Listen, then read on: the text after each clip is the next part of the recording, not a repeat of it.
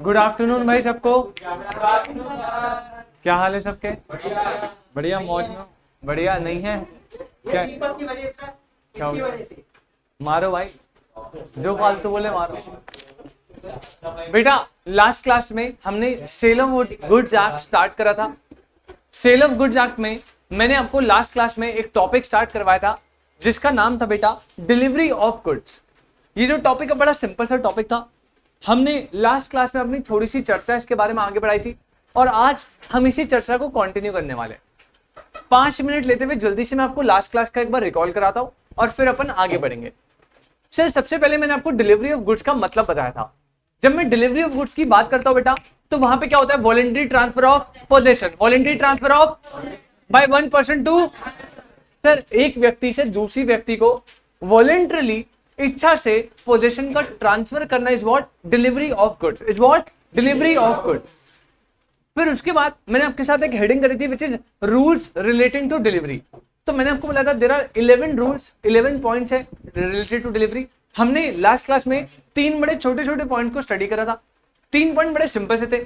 सबसे पहला बेटा डिलीवरी जो है वो 3 मोड से हो सकती है। पॉइंट नंबर 1 था मोड्स ऑफ डिलीवरी। 3 पॉइंट मैंने आपको बताया था। 3 मोड होता है डिलीवरी के, एक्चुअल डिलीवरी, कंस्ट्रक्टिव डिलीवरी और सिंबॉलिक डिलीवरी। एक्चुअल डिलीवरी में जो सेलर है वो गुड्स का पोजेशन फिजिकली हैंड ओवर करा टू दी बायर।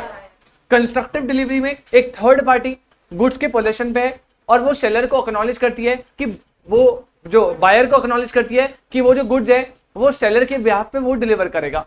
और थर्ड सिंबॉलिक डिलीवरी, जब गुड्स बल्कि है, क्वांटिटी में लार्ज है तो एक्चुअली फिजिकली हैंड ओवर करना पॉसिबल नहीं होता तो अपन लोग सिंबॉलिक डिलीवरी जैसे गाड़ी की कीज पहुंचा देते हैं, मतलब हमने आपको गाड़ी डिलीवर कर दी।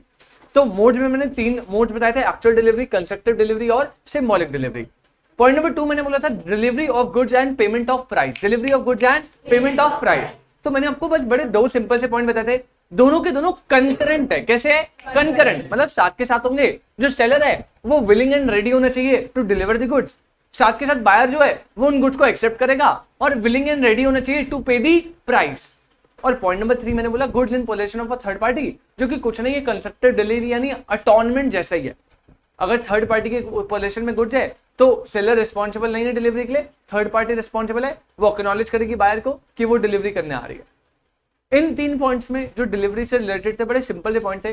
किसी को कोई डाउट है तो आप मुझे बताएंगे, वरना आज हम आगे अपने पॉइंट को बढ़ाते हैं। किसी को कोई डाउट बेटा? चलिए तो आप मेरे साथ आज पॉइंट नंबर 4 यानी रूल नंबर 4 लिखेंगे।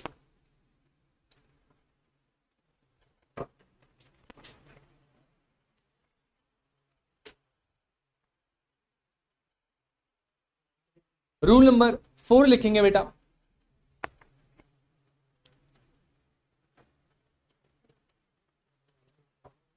Effect of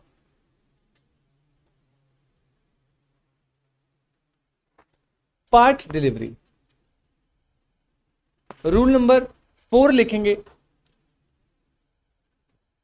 effects of part delivery. Part delivery के क्या इफेक्ट्स होते हैं?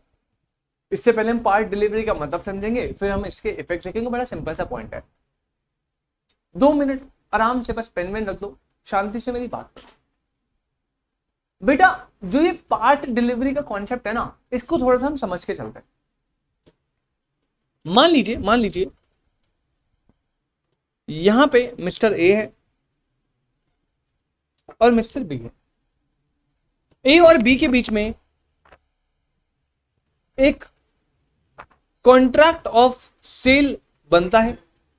कॉन्ट्रैक्ट ऑफ सेल में ए ने बी को सप्लाई करने हैं फॉर से 100 kg राइस। क्या सप्लाई करने बेटा? 100 kg राइस। अब इस पर्टिकुलर सिचुएशन में 100 kg राइस का कॉन्ट्रैक्ट ऑफ सेल बन गया और डिलीवरी डेट जो है ये जो सप्लाई करनी है ये फॉर से 30th of जुलाई को सप्लाई करना है। अब यहां पे होता क्या है, किसी कारणवश ये जो डिलीवरी ऑफ 100 kg राइस है ना, जब ड्यू डेट आती है तो किसी कारणवश ये 100 kg नहीं, सिर्फ 50 kg ही डिलीवर हो पाते हैं। सर उसका कारण क्या हो सकता है वो हम देखेंगे, बट अभी बस इतना समझो, 30 जुलाई को डिलीवर करना था 100 kg ऑफ राइस, लेकिन ड्यू टू सम रीजन जो डिलीवर हुआ है वो सिर्फ 50 kg ऑफ राइस हुआ है। तो जब कॉन्ट्रैक्टेड क्वांटिटी से, ध्यान से सुनना, जब कॉन्ट्रैक्टेड क्वांटिटी से आप कम क्वांटिटी डिलीवर करते हो उसे बोलते हैं पार्ट डिलीवरी। क्या बोलते हैं? पार्ट डिलीवरी, मतलब डिलीवरी इन पार्ट्स। मैंने 100 kg बोला था, उसने 80 kg कर दिया, तो ये भी क्या है? Part delivery. मैंने 100 kg बोला था, उसने 99 kg करा, ये भी क्या है? Part delivery. कॉन्ट्रैक्टेड क्वांटिटी से अगर आप कम गुड्स डिलीवर कर रहे हो, सर ये कम गुड्स डिलीवर क्यों हो रहे, क्या हो रहे, छोड़ो। अगर कॉन्ट्रैक्टेड क्वांटिटी से जो डिलीवरी हुई है वो कम क्वांटिटी की हुई है, तो अपन उसे ट्रीट करेंगे एज पार्ट डिलीवरी। और पार्ट डिलीवरी के क्या इफेक्ट्स है, मतलब क्या कॉन्सिक्वेंसेज है, क्या राइट किसके पास आएंगे, वो अपन समझ के लेंगे। यही पॉइंट डील करवा रहा है, इफेक्ट्स ऑफ पार्ट डिलीवरी, कि अगर पार्ट डिलीवरी हो जाए तो उसके क्या क्या इफेक्ट्स होते हैं। और इसमें से इतनी प्यारी प्यारी केस स्टडीज बनकर आई है ना आपके लिए, मतलब बहुत अच्छी अच्छी केस स्टडी बन के आ सकती है, क्योंकि ये कॉन्सेप्ट ही केस स्टडी वाला है, पूरा का पूरा डिलीवरी। ठीक है, तो पार्ट डिलीवरी का मतलब तो समझ आ गया। सेकंड चीज जो आपको समझाना चाहता हूं, पहला पार्ट डिलीवरी बता दिया, कॉन्ट्रैक्टेड क्वांटिटी से कम क्वांटिटी डिलीवर होना इज पार्ट डिलीवरी। वो डिलीवरी पार्ट में क्यों हुई है उसका रीजन अभी मैंने नहीं बताया, वो कुछ भी रीजन हो सकता है। सेकंड पॉइंट में आपको सबसे इंपॉर्टेंट बता रहा हूं कि बेटा पार्ट डिलीवरी हो, क्या बोला? पार्ट डिलीवरी हो या पूरा का पूरा डिलीवरी में डिफॉल्ट हो, हम ट्रीट करेंगे एज सेम। मतलब पार्ट डिलीवरी या फुल डिलीवरी में कोई भी डिफॉल्ट हुआ, आधी क्वांटिटी डिलीवर करी आधी नहीं करी, तो इसको ना आप पूरी क्वांटिटी डिलीवर नहीं करी ऐसा भी ट्रीट कर सकते हो। ये लॉ मेकर ने क्लियरली बोला है। भाई मान लो मैंने 100 kg मंगाया था और मुझे वो कह रहा है आज आप 50 kg ले लो, तो मेरे पास दो ऑप्शन है बड़े सिंपल वे में, 50 kg ले लूं, 50 kg का प्राइस पे कर दूं। अगर मैं चाहूं तो 50 kg का मैं पूरा का पूरा कॉन्ट्रैक्ट क्या कर सकता हूं? कैंसिल, पूरा कॉन्ट्रैक्ट कैंसिल कर दूंगा, क्योंकि जो पार्ट डिलीवरी का इफेक्ट है वो पूरे के पूरे होल डिलीवरी का भी सेम इफेक्ट है। मैं चाहूं तो पूरे कॉन्ट्रैक्ट को भी रेपिडेट कर सकता हूं, कैंसिल कर सकता हूं कि भैया मैंने 50 kg मांगे थे, मैंने 100 नहीं मांगे, सॉरी मैंने 100 kg मांगे थे, मैंने 50 नहीं मांगे थे। तो दो पॉइंट बताया, पार्ट डिलीवरी क्या होती है और पार्ट डिलीवरी का इफेक्ट क्या है, कि भैया जो होल डिलीवरी में डिफॉल्ट का इफेक्ट है वही सेम किस में चलता है? पार्ट डिलीवरी में। कोई दिक्कत? तो आप पहले यहां पे एक लाइन लिखो, ये एग्जांपल अभी नोट मत करना, आप सबसे पहले पॉइंट नंबर 1 लिखो। Point number 1, delivery of part of goods, delivery of part of goods and delivery of whole goods and delivery of whole goods has the same effect. Delivery of part of goods and delivery of whole goods has the same effect. आप कुछ part में default करो या पूरे के पूरे delivery में default करो, दोनों के इफेक्ट क्या है? सेम। दोनों के इफेक्ट क्या है? सेम। और इफेक्ट क्या है ये मैं अब बताने वाला हूं। दो चीज समझ गए, पार्ट डिलीवरी क्या होता है ये समझ गए, पार्ट डिलीवरी और होल डिलीवरी दोनों में डिफॉल्ट हुआ तो सेम ही ट्रीट करेंगे, और ट्रीट कैसे करना है, कॉन्सिक्वेंसेस कैसे करने हैं वो मैं आपको बताता हूं। लेकिन उससे पहले मेरा एक सवाल, बेटा पार्ट डिलीवरी के केस में हमेशा हमेशा हमेशा, जिन बच्चों ने पहले पढ़ा सारे चुप रहेंगे, बाकियों से सवाल है मेरा, पार्ट डिलीवरी के केस में हमेशा हमेशा हमेशा पार्टी इन डिफॉल्ट कौन होगा? सेलर या बायर? कैसे? पार्टी इन डिफॉल्ट मतलब जिसने डिफॉल्ट करा है वो अग्री पार्टी होता है ना, जो आप बोल रहे हो। पार्टी इन डिफॉल्ट का मतलब है कि भैया अगर पार्ट डिलीवरी हो रही है तो उसमें गलती किसकी होगी? अगर पार्ट डिलीवरी हो रही है इसमें गलती किसकी होगी? 100% नहीं, थर्ड पार्टी का। वो मतलब वो तो कुछ बोल ही नहीं सकता भाई। हाँ, दोनों की हो सकती है। जब भी मैं पार्ट डिलीवरी की बात करता हूं ना, आप में से जितने बच्चे जो पहली बार पढ़ रहे हैं वो सिर्फ ये सोचेंगे कि इसमें सैलरी तो गड़बड़ करेगा। अरे भाई 100 kg राइस डिलीवर करना था और मैंने बोला 50 kg डिलीवर हुआ, तो आपने ना अपने दिमाग से असम्पशन लगा ली कि सैलरी बेकार है। नाम ही पसंद नहीं आ रहा, देखो ए, मजा ही नहीं आया नाम में। बी देखो, बी कितना अच्छा लग रहा है, बी फॉर बायर। जो ए है ना उसकी शक्ल ही अच्छी नहीं लग रही सर हमें, इसी ने डिफॉल्ट करा होगा। आप लोग ऐसे अज्यूम कर लेते हो। बेटा सेलर की रिस्पॉन्सिबिलिटी डिलीवर करना है, इसका मतलब ये नहीं जब भी पार्ट डिलीवरी होगी तो आप उसी को पकड़ लोगे और बायर को सारे सारे राइट दे दोगे। सर इसका मतलब पता क्या है, मैं आपको ये बताना चाहता हूं, अब यहां से बिल्कुल नोट मत करना, जब भी पार्ट डिलीवरी होगी, जब भी पार्ट डिलीवरी होगी तो पार्ट डिलीवरी में डिफॉल्ट जो है वो 2 लोगों का हो सकता है। कितने लोगों का हो सकता है बेटा? 2 लोगों का। एक तो आपने खुद ही बता दिया, कौन सर? सेलर। सबसे पहली बात आपने खुद ही बता दी, कौन सर? सेलर। तो पहला डिफॉल्ट ऑफ या तो सेलर होगा या पार्ट डिलीवरी में दूसरा डिफॉल्ट ऑफ क्या होगा बेटा? बायर। अब सर सेलर का तो हम डिफॉल्ट बड़े आराम से समझ गए भैया, ए ने प्रॉमिस करा था 100 केजी राइस डिलीवर करने, लेकिन जब ड्यू डेट आई डिलीवरी के तो सेलर ने बोला भैया मेरे पास 100 केजी नहीं है, मैं कितने करूंगा? 50 केजी। तो यहां पे जो पार्ट डिलीवरी हुई है उसमें डिफॉल्ट बायर का या सेलर का? सेलर का। उसमें डिफॉल्ट किसका है? सेलर का। ये तो आप सबको आइडिया लगे गया होगा डिफॉल्ट इन पार्ट डिलीवरी पढ़ते ही। आपको दिक्कत है सर डिफॉल्ट ऑफ बायर कैसे हो सकता है, तो आप समझ के लेना। सेलर का तो बड़ा सिंपल सा मैंने आपको डिफॉल्ट बता दी। कैसे भाई? ए जो है बी को ऑन ड्यू डेट थी 30 जुलाई, 30 जुलाई को जाता है और ए जो है ना फेल टू डिलीवर हो जाता है 100 केजी और यहां पे डिलीवरी करता है ओनली 50 केजी की। तो इस पर्टिकुलर केस में ए फेल हुआ है ना डिलीवरी करना, तो डिफॉल्ट किसने करा है? ए ने।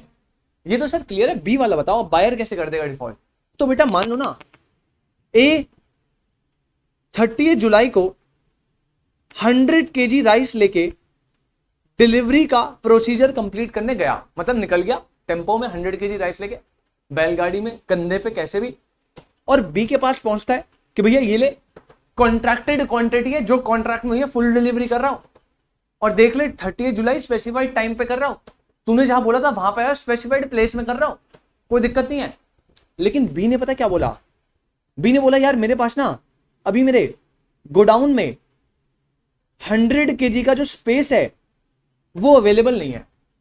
100 केजी का जो स्पेस है वो अवेलेबल नहीं है, तो क्या मैं आपसे 100 केजी का पोलेशन ले सकता हूं क्या? नहीं, क्योंकि स्टोर करने के लिए मेरे पास जगह ही नहीं है। तो बी ने बोला आप एक काम करो, आप 80 केजी जो है वो मुझे अभी डिलीवर कर दो 30 जुलाई को, और आफ्टर 1 मंथ जब मेरे पास स्पेस हो जाएगा तो जो रिमेनिंग 20 केजी है वो मुझे 1 महीने बाद डिलीवर कर देना। तो क्या 30 जुलाई को पूरा का पूरा 100 केजी डिलीवरी हुआ है? पहला क्वेश्चन, नो। 30 जुलाई को सिर्फ बेटा कितना हुआ है?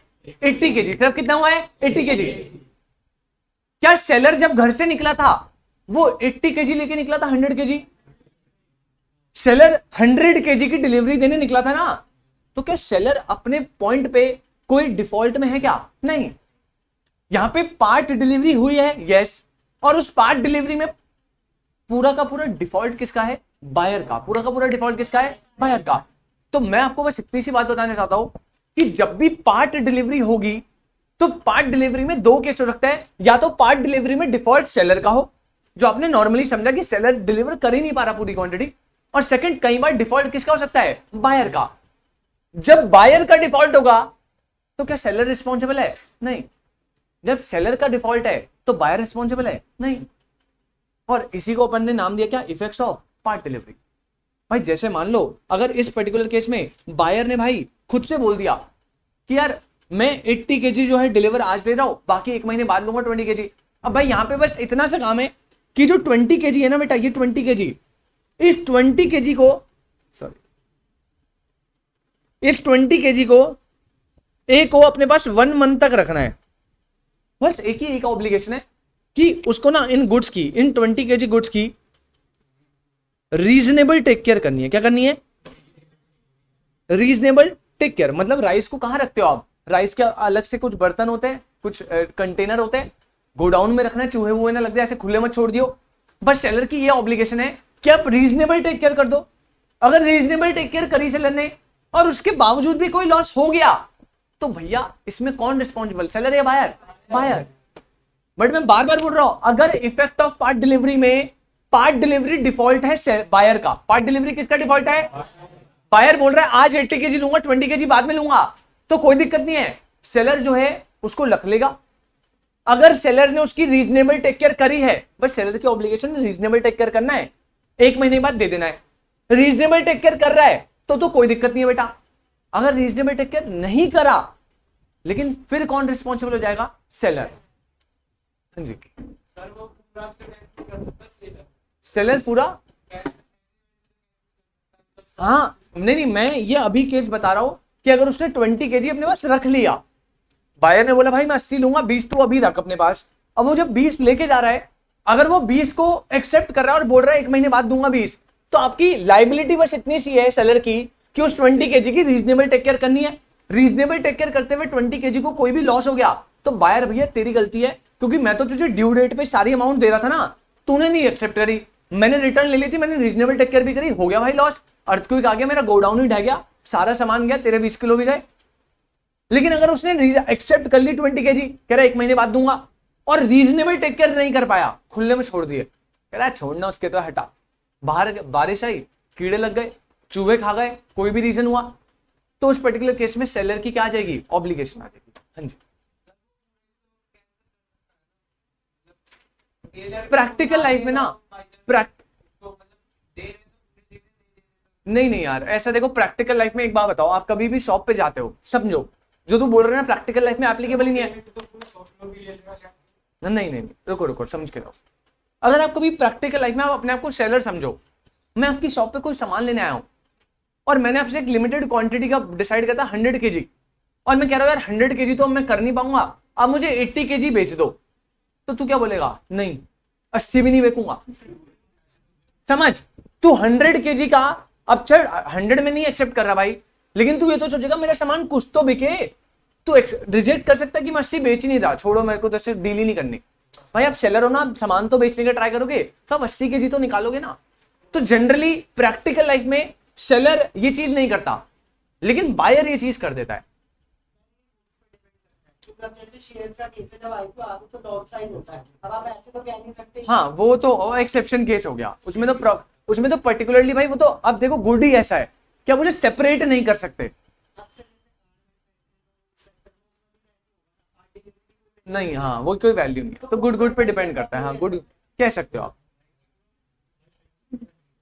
चलिए, तो यहां पे मैंने आपको बोला बेटा, पार्ट डिलीवरी के केस में डिफॉल्ट दो पार्टी का हो सकता है, या तो बायर का या फिर सेलर का। सेलर का मैंने बता दिया, अगर वो पूरी डिलीवरी नहीं कर पाए, अगर वो पूरी डिलीवरी नहीं कर पाए तो सेलर का डिफॉल्ट है। इस केस में क्या करेगा, या तो बायर भाई पार्ट डिलीवरी एक्सेप्ट कर लेगा, या उसके पास एक और राइट है कि वो पूरा का पूरे कॉन्ट्रैक्ट को क्या करते हैं? रेपिडेट।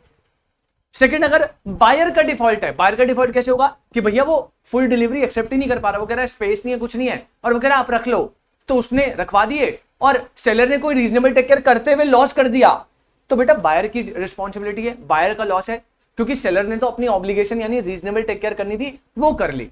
लेकिन हाँ, अगर सेलर रीजनेबल टेक केयर करने से दिक्कत खा गया, तो फिर डिफॉल्ट किसका आ जाएगा बेटा? सेलर का, क्योंकि इसकी, सॉरी, इन बेटा फिर वो इन ट्रांजिट के लिए 8 या 9 पॉइंट आएगा, कैरेज वाला, वो डील करता है, कैरेज किसका है उस पर डिपेंड करता है। अगर बायर का कैरेज है तो बायर रिस्पॉन्सिबल, सेलर का कैरेज है सेलर रिस्पॉन्सिबल, देखेंगे उसे, इसमें कोई दिक्कत। इतना समझ आया? पक्की बात। मैं आपको इसको लिखवाता हूं थोड़े बेटर वे, आप इसे इतना नोट करो पहले, ये एग्जाम्पल नोट करेंगे, इसको 2 पार्ट में डिवाइड कर देना ऐसे जैसे मैंने करा है।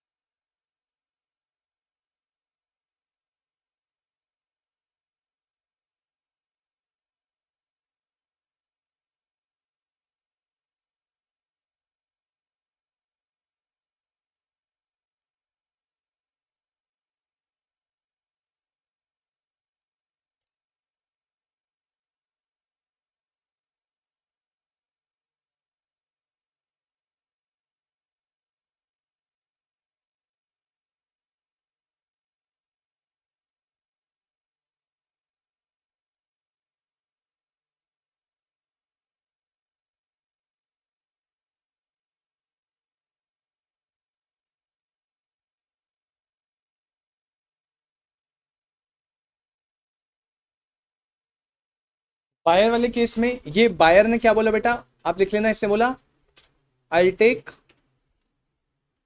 20 kg of rice after 1 month, full stop.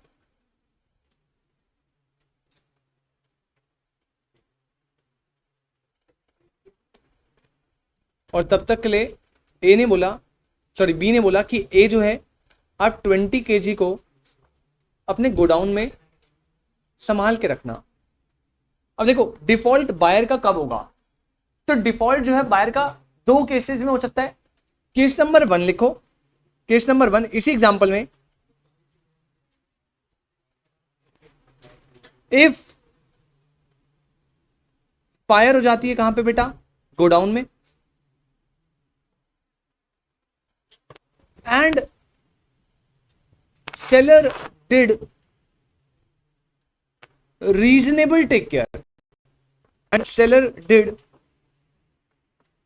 reasonable take care, comma, then seller is not responsible, seller is not responsible for any loss or damage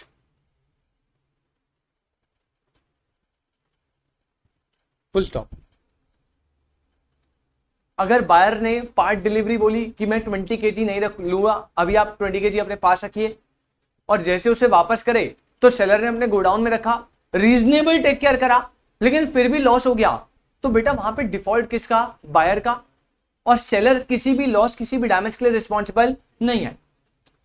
case number 2 एक और पॉसिबिलिटी है जहां पे डिफॉल्ट जो है वो बायर का होगा, मतलब यहां पे सेलर रिस्पॉन्सिबल नहीं होगा। वो तो कैसे कि मान लीजिए जब यहां पे बायर ने बोला था ना I take 20 kg of rice after 1 month, तब तक आप उसे गोडाउन में रखो। अगर ए उसी टाइम बी को बोल देता कि भाई मेरे गोडाउन में भी ना जगह नहीं है, तो आप दे तो दो, मैं ले लूंगा, लेकिन गारंटी नहीं है मैं रीजनेबल टेक केयर कर पाऊं ना कर पाऊं, पहले ही बता रहा हूं। अब ए ने स्पेसिफाइड कर दिया ना कि मैं रीजनेबल टेक केयर नहीं कर पाऊंगा। अब मान लो बी ने कहा कोई दिक्कत नहीं, आप 20 kg रख लो जहां रखना है, और उसके गोडाउन में जगह नहीं थी, उसने गोडाउन के बाहर रख दिया, और वहां पे बारिश के चक्कर में गुड्स खराब हो गए, तो क्या ये सेलर की गलती है बेटा? नहीं। अरे सेलर ने तो आपको स्पेसिफिकली बोल दिया था ना कि भैया मैं रीजनेबल टेक केयर कर ही नहीं पाऊंगा, मेरे गोडाउन में स्पेस नहीं है, फिर भी बायर आपने गुड्स रखवाए, तो यहां पे भी डिफॉल्ट किसका है, बायर का। क्या सेलर रिस्पॉन्सिबल है? नहीं। तो मैंने आपको दो केस बता दिए जहां पे पार्ट डिलीवरी में डिफॉल्ट बायर का है, और जब डिफॉल्ट बायर का है तो वहां पे सेलर रिस्पॉन्सिबल नहीं है। दोनों केस में जो पहला केस था कि सेलर ने रीजनेबल टेक केयर करी, फिर भी गुड्स में डैमेज हो गया, बायर रिस्पॉन्सिबल है।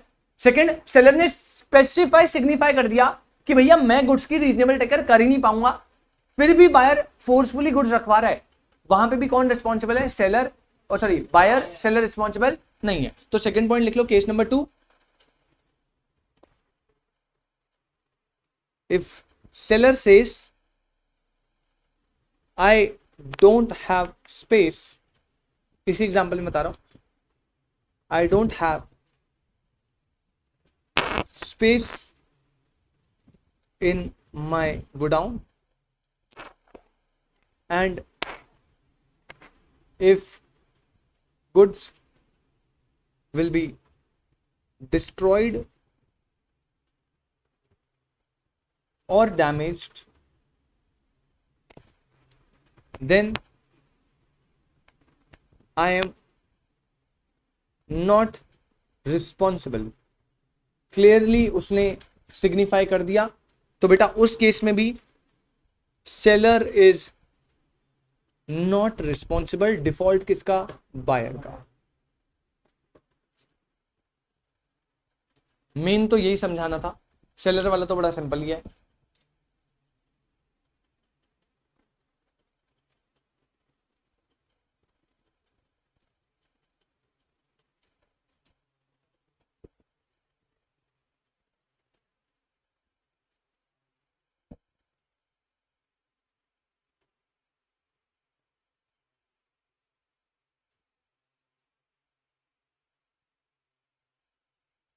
किसी को कोई दिक्कत बेटा?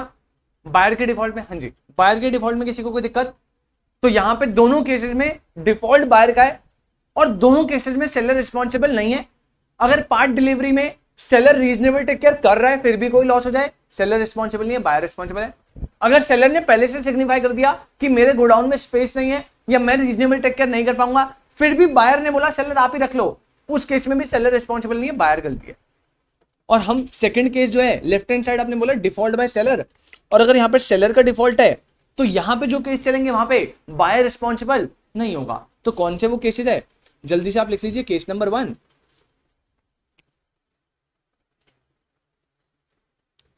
केस नंबर 1 ने बोला if seller is unable to deliver the goods, unable to deliver the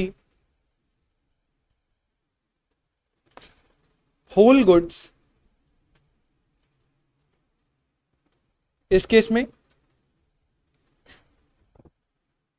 buyer can demand the compensation, buyer can demand the compensation for the undelivered goods, for the undelivered goods, or second right है buyer can repudiate, रेपिडेट करके, रेपिडेट का bracket में मतलब लिख लो cancel, रेपिडेट the contract. Main बात यह है कि यहां पे बायर इज नॉट रिस्पॉन्सिबल, क्योंकि यहां पे डिफॉल्ट सेलर का है। तो सिंपल सी बात बोली, अगर सेलर होल गुड्स की डिलीवरी करने से अनेबल है कोई भी रीजन की वजह से, तो दो चीजें, या तो बायर जो अनडिलीवर्ड गुड्स है वो कह रहा है 80 यूनिट्स तो आप मुझे दे दो, जो 20 यूनिट्स है उसका मैं आपसे डैमेज कंपनसेट करूंगा। डैमेज मतलब वो 20 यूनिट मैंने कहीं और से ली, महंगे मिली, तो वो एक्स्ट्रा जो कंपनसेशन है वो आप मुझे दो। या फिर वो पूरे के पूरे गुड्स का जो कॉन्ट्रैक्ट है उसे क्या कर सकता है बेटा, रेपिडेट। अब आपको लग रहा होगा सर अगर वो पूरे गुड्स का कॉन्ट्रैक्ट रेपिडेट कर रहा है, सर यहां तो सेलर को बहुत बड़ा लॉस हो रहा है ना, लॉ मेकर ऐसा चीज क्यों बना रहा है कि सेलर को इतना लॉस करे, वो चाहे तो 80 kg एक्सेप्ट कर सकता है। तो बेटा लॉ मेकर ना बस एक प्रोविजन दे रहा है कि आप चाहो तो पार्टली एक्सेप्ट कर लो, जो डिलीवरी नहीं हुई उसका कंपनसेशन ले लो, या फिर आप पूरा का पूरा कैंसिल कर दो। क्योंकि कई बार क्या होता है ना, मान लो मैं बायर हूं, मैंने इससे गुड लिया 100 kg और आगे मुझे उनकी डिलीवरी करवानी है, पैक्ड 100 kg है, मुझे आगे डिलीवरी करवानी है। अब इस पर्टिकुलर केस में अगर इसने मुझे पार्ट डिलीवरी करी तो क्या मैं अपने प्रॉमिस को परफॉर्म कर पाऊंगा आगे? नहीं, तो मेरे लिए बड़ी दिक्कत वाली बात आ जाएगी। इसलिए लॉ मेकर ने बस एक स्ट्रिक्ट प्रोविजन बनवाने के लिए बायर के पास ये राइट दे दिया कि आप चाहो तो पूरे के पूरे कॉन्ट्रैक्ट को भी रेपिडेट कर सकते हो, हमें कोई दिक्कत नहीं है। अब यहां पे सेलर को थोड़ा डर आ जाएगा कि भैया पूरा कॉन्ट्रैक्ट भी रेपिडेट हो सकता है, तो मुझे पार्ट डिलीवरी नहीं करनी, मुझे पूरी डिलीवरी करनी है ना। सेलर के पास ये राइट नहीं, जनरली सेलर की राइट होगा भी तब भी एक्सरसाइज करेगा नहीं, क्योंकि कोई भी दुकानदार है वो ये थोड़ी सोचेगा भैया कि 100 kg नहीं बिक रहा तो मैं 90 भी नहीं बेचूंगा। कोई सोचेगा क्या? नहीं भाई, फिर तो डैमेजेस क्लेम कर सकता है ना, डैमेजेस तो क्लेम कर सकते हैं ना। मैंने कॉन्ट्रैक्ट रेपिडेट वाली बात नहीं बोली। प्रैक्टिकल लाइफ में तो कुछ छोड़ना, तेरी दुकान में कोई मैं आया, मैंने तेरे को बोला 100 यूनिट चाहिए, तू खुश हो जाएगा, फिर मैं परचेस कर रहा हूं तेरे से 90, तो तू क्या कहोगा, आपने तो 100 का बोला था, मैं बेच नहीं रहा, जाओ। ऐसे करेगा क्या? नहीं, आपको कि भाई 90 तो बिक रहा है ना, 90 निकालो। तो जनरली प्रैक्टिकल लाइफ में अप्लाई नहीं होता सेलर के बिहाफ पे, बट यहाँ पे बायर के बिहाफ में अगर सेलर ने डिफॉल्ट करा, बायर डैमेजेस भी कंपनसेट कर सकता है और पूरे के पूरे कॉन्ट्रैक्ट को भी क्या कर सकता है, रेपिडेट। पहला केस। सेकंड, पता है सेलर कब रिस्पॉन्सिबल होता है? आप खुद बताओ। यहाँ पे पॉइंट नंबर 1 में मैंने बोला था कि अगर बायर ने पार्ट डिलीवरी एक्सेप्ट करी और बाकी बोला आप रख लो अपने पास, तो बेटा सेलर की रिस्पॉन्सिबिलिटी की उसे क्या करनी है, रीजनेबल टेक केयर। अगर वो रीजनेबल टेक केयर कर रहा है, फिर कोई लॉस हो रहा है, तो सेलर रिस्पॉन्सिबल था नहीं। लेकिन अगर वो रीजनेबल टेक केयर नहीं कर पा रहा, उस पर्टिकुलर केस में कोई लॉस हुआ, तब तो सेलर रिस्पॉन्सिबल है ना। सेकंड वाले से कंपेयर मत करना। सेकंड वाले ने, सेलर ने क्लियरली सिग्निफाई कर दिया था मैं रीजनेबल टेक केयर कर ही नहीं पाऊंगा, तब तक ठीक है। अगर आप कह रहे हो मैं रीजनेबल टेक केयर कर लूंगा, चलो मैं ले लेता हूं गुड्स, अपने गोडाउन में रख दूंगा, ये बोलने के बावजूद आप रीजनेबल टेक केयर नहीं कर रहे, तब कौन रिस्पॉन्सिबल? सेलर। तो सेकंड केस जहां पे सेलर रिस्पॉन्सिबल होता है, तो आप लिख सकते हैं बेटा if goods are, case number 2,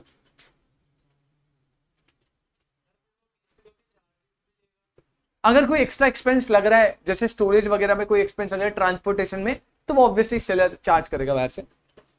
if goods are destroyed or damaged because the seller did not do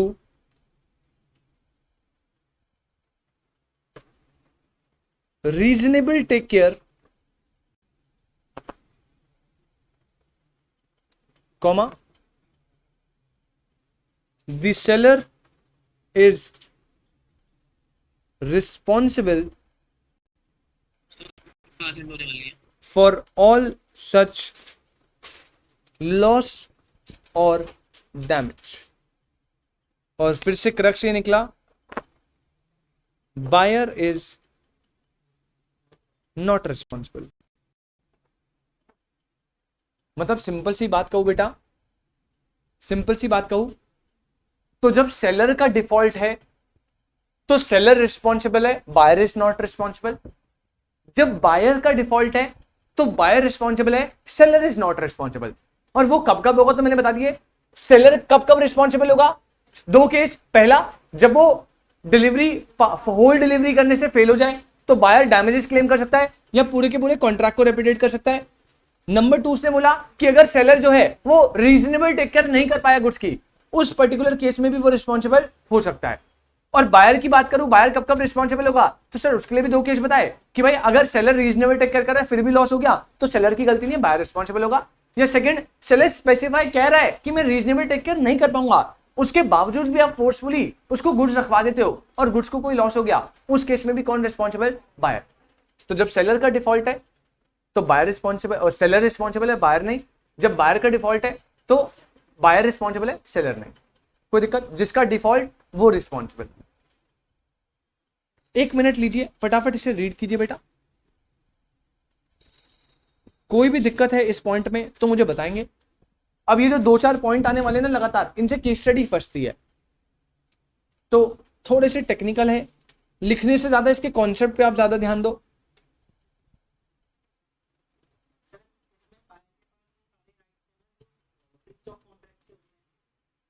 breach of contract के, हाँ मतलब कहीं ना कहीं ब्रीच ही तो हो रही है ना। तो यहां पे एक राइट तो यहीं क्लियरली लिख दिया ना, can demand the compensation for the undeliver goods, इसका मतलब डैमेजेस क्लेम करेगा। किसका? डिपेंड करेगा ना केस पे। अगर इन केस हो रही है तो आप चार्ज करोगे, कौन सी डैमेज असर्टेन हो रही है वो देखना पड़ेगा केस टू केस। ये कौन सा पॉइंट था बेटा? Point number 4। पॉइंट नंबर 4 हो गया। अभी तक हमने रूल्स डिलीवरी के 4 देख लिए। सबसे पहला मोड्स ऑफ डिलीवरी, 3 मोड से होगा, एक्चुअल, कंस्ट्रक्टिव और सिंबॉलिक। एक्चुअल, कंस्ट्रक्टिव और कंस्ट्रक्टिव का एक और नाम था क्या? अटॉनमेंट। कंस्ट्रक्टिव का नाम क्या था? अटॉनमेंट। पॉइंट नंबर 2 ने बोला delivery of goods and payment of price, दोनों कैसे है? कंकरेंट। दोनों कैसे है? कंकरेंट। पॉइंट नंबर 3 ने क्या बोला था बेटा? Goods in position of third person, तो कंस्ट्रक्टिव डिलीवरी जैसा ही था। पॉइंट नंबर 4 ने क्या बोला? Effect of part delivery. तो मैंने आपको बताया पार्ट डिलीवरी क्या होती है कि जब कॉन्ट्रैक्टेड अमाउंट से, कॉन्ट्रैक्टेड क्वांटिटी से कम डिलीवरी होगी उसे पार्ट डिलीवरी बोलेंगे। चाहे पार्ट डिलीवरी हो चाहे डिफॉल्ट इन होल डिलीवरी हो, दोनों को आप सेम इफेक्ट करोगे। जो पार्ट डिलीवरी है उसमें 2 लोगों का डिफॉल्ट हो सकता है, या तो सेलर का या बायर का। सेलर के डिफॉल्ट में सेलर रिस्पॉन्सिबल होगा, बायर ने। बायर ने डिफॉल्ट करा तो बायर रिस्पॉन्सिबल होगा, सेलर नहीं। सेलर कब कब रिस्पॉन्सिबल होगा? 2 केस। सबसे पहला, अगर वो डिलीवरी नहीं कर पाया तो बायर पूरा कॉन्ट्रैक्ट रेपुडिएट कर सकता है, डैमेजेस क्लेम कर सकता है। या number 2, seller reasonable take care नहीं कर पाया। बायर कब कब रिस्पॉन्सिबल होगा? तो अगर सेलर रीजनेबल टेक केयर कर रहा है फिर भी लॉस हो गया तो बायर रिस्पॉन्सिबल। ये सेकंड पॉइंट, सेलर सिग्निफाई कर रहा है कि वो रीजनेबल टेक केयर नहीं कर पाएगा, उसके बावजूद भी आपने गुड्स रखवा दी और कोई लॉस हो गया, उस केस में भी बायर रिस्पॉन्सिबल। कोई दिक्कत किसी को? आगे बढ़ेंगे बेटा, पॉइंट नंबर 5। ऑनलाइन वाले बच्चों बेटा आपको कोई दिक्कत? Point number 5,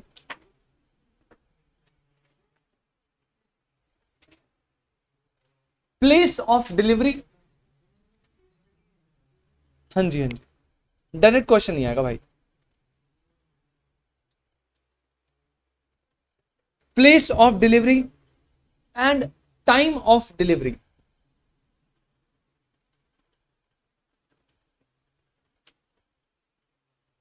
place of delivery and time of delivery. बड़े ध्यान से समझना, बड़े ध्यान से। आपको इंडियन कॉन्ट्रैक्ट एक्ट जब मैं पढ़ा रहा था, वहां पे एक चैप्टर है परफॉर्मेंस, और वहां पे सेक्शन 46 से 50 एक सीरीज हमने पढ़ी थी जो प्लेस एंड टाइम की रिगार्डिंग थी।